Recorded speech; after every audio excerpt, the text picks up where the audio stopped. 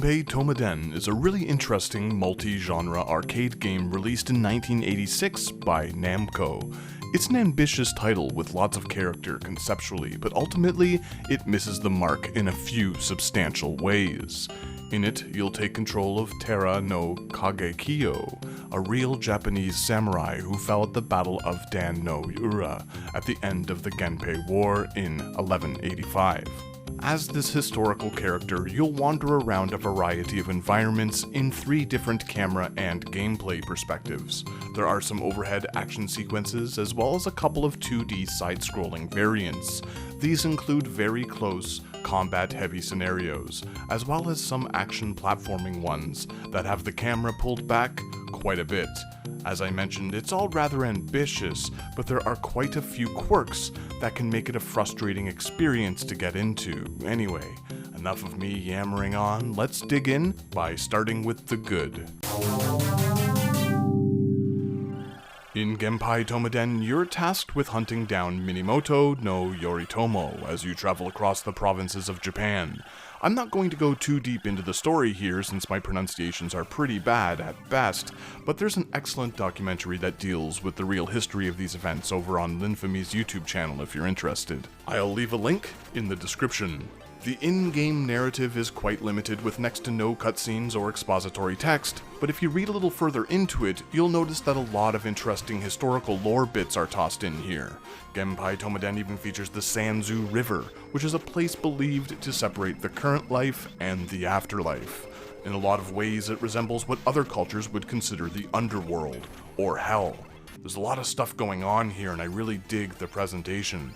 Contextually, it's similar to a few other games that focus on some of the darker Japanese tales. All of the characters are pulled from high-end period history or Shinto and Buddhist mythology, so it gives the entire package an interesting touch. There will be a few moments that will leave you lost if you don't speak the language, specifically the ending, but it's a manageable game to explore despite the barrier.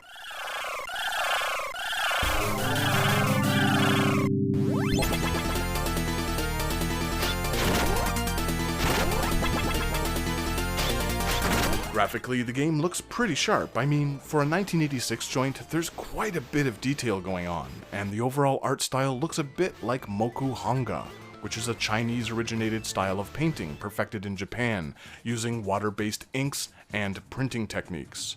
You've seen it before, even if you didn't know what it was called. History, art, we've got you covered over here at Profeed 101. Genpei Touma Den has some style, and conceptually it all works very well together. There are some nice scrolling effects and animated transitions between stages that look really good as well. The detailed sprites in the close-up 2D action sequences are very clean, even if the main character looks like something out of a QWERTY game, like QWOP.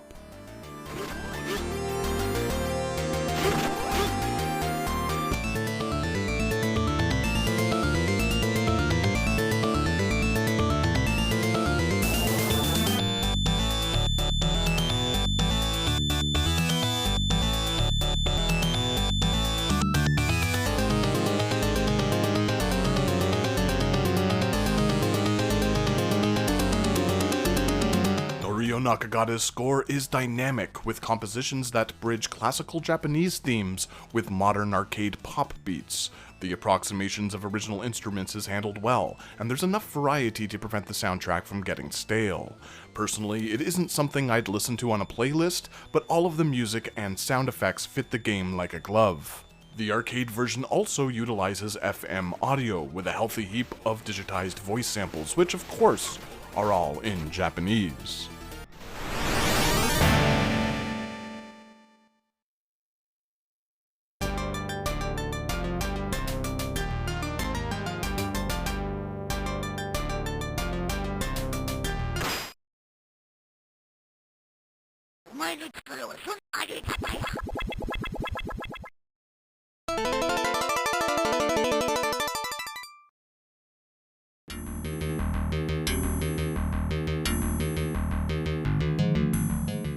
The 3 different gameplay modes keep the pace moving at a brisk rate. All of the stages are brief but challenging as you make your way through them in order to reach an arch to progress. In between these standalone levels, you'll get a view of your character moving around a larger world map. Basically, the objective here is to wander around between the points on the map, destroy similar enemies and bosses over and over while collecting power-up items. This is where things start getting a bit hairy. Each of these stages vary when it comes to difficulty, and it gets pretty tough to memorize where you'll need to travel to next. The top-down levels often give you a few archways, or tories as they're called, to choose from, which only compounds on the navigational confusion. Once you start down a particular path, there's no way to backtrack, which feels like an oversight, and the items are absolutely necessary to acquire in order to defeat the final boss. Unfortunately, this is where my gripes begin. Alright, so Genpei Touma Den is not an easy game. Enemies feel like they're just getting tossed at you from off-screen by some sort of catapult operated by a sadistic evil force. There's not a lot of time to practice or get a sense of your surroundings before you're thrown into the thick of it, and the inability to revisit earlier sections is cruel to the point of feeling broken. The cards are stacked against you from the beginning, and for an arcade game, it's pretty lengthy, even if you know where you're going and do everything correctly. Nowadays, it's easy to find a walkthrough online, but back in the day, I have no idea how anyone could endure playing through this thing. Just imagine yourself playing through a long, challenging journey, only to not be able to do anything in the final encounter because you've missed an obscure, hidden item. It's garbage game design.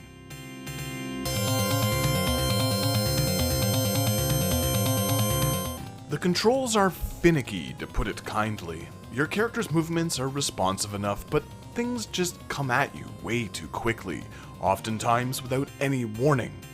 Let's break down all three of these action modes briefly, starting with the top-down sequences. Now these feel a bit like Gauntlet or Dungeon Explorer levels. There are boatloads of baddies and oftentimes a few mazes to make your way through.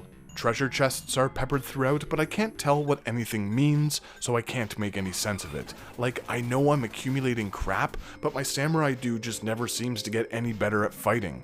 Trading hits is the name of the game here, and it doesn't take long before you're totally toast. Of all the different visual perspectives, I'd say that these are the most consistent when it comes to gameplay and controls, but that's like comparing a shepherd's pie made with beef over lamb. They're both unappealing, but you know what? This is a really bad analogy that's going nowhere. I just can't stand shepherd's pie. Next up, let's talk about these super close QWERTY stages. They're short, frustrating, and kind of a crapshoot. Sometimes I can plow through them without much effort, other times I hemorrhage life. This is where you'll fight the majority of the bosses as well, by which I mean you'll come up against the same few over and over. They're repetitive, irritating, and inconsistent. While you make your way through these sequences, you'll constantly get attacked by tigers, projectiles, and other miscellaneous crap, because this game wants all of your goddamn quarters and doesn't play fair.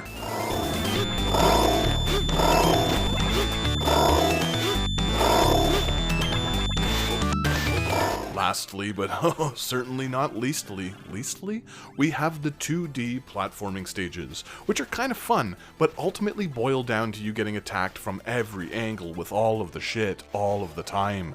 These are exercises in patience, but they feel the most like a traditional action game, that is, until the moving platforms become a thing over pits. Alright, so the good thing is that you don't die when you land in a hole. Instead, you'll need to trek through a hellish dungeon pit from a top-down perspective. The bad thing, well, you know how when you land on something that's moving up and down or left and right in a video game and your character remains on the thing until you move? Not here. Oh, fuck me, not here. You see, that would be too easy. Instead, if the platform is moving horizontally, you'll need to move your samurai man left and right in order to stay on the thing. If not, you just fall off. The vertical ones have you clunkily spazzing out because of gravity.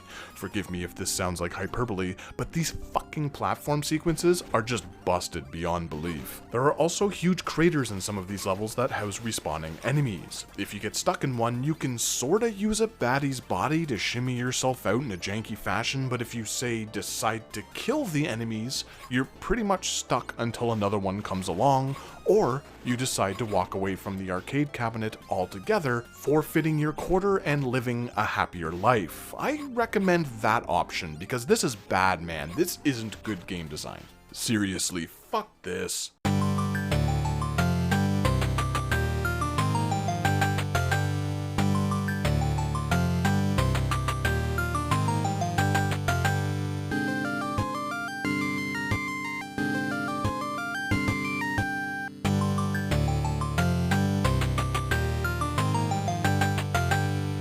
A PC Engine version dropped in 1990, and it's an extremely faithful port, which is normally a good thing, but when it comes to this game, some improvements were definitely needed, so it feels like a bit of a wasted opportunity.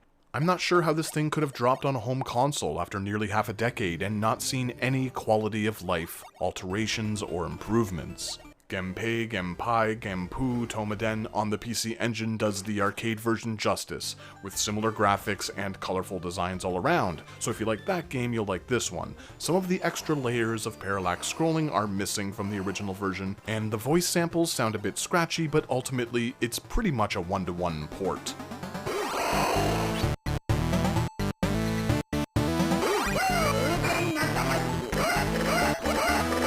As I've mentioned in previous videos, I'm a big fan of the PC Engine sound capabilities, and the music is pretty good in this home version, though Namco didn't seem to take advantage of all of the horsepower. A lot of the treble seems a bit tinny, and the bass has all but been removed, which leaves a sour taste in my mouth overall. This was a 1990 release for the hardware, and it all seems rather rushed.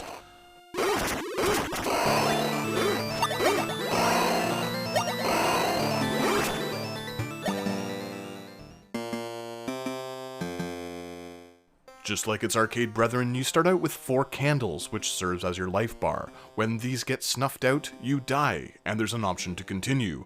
Pretty standard stuff, yeah? Well, Genpei Touma Den throws you back to a previous area when you die and resets all of your status, meaning your sword's power and health candles return to nothing, which wouldn't be so bad if they were easy to refill, but they aren't.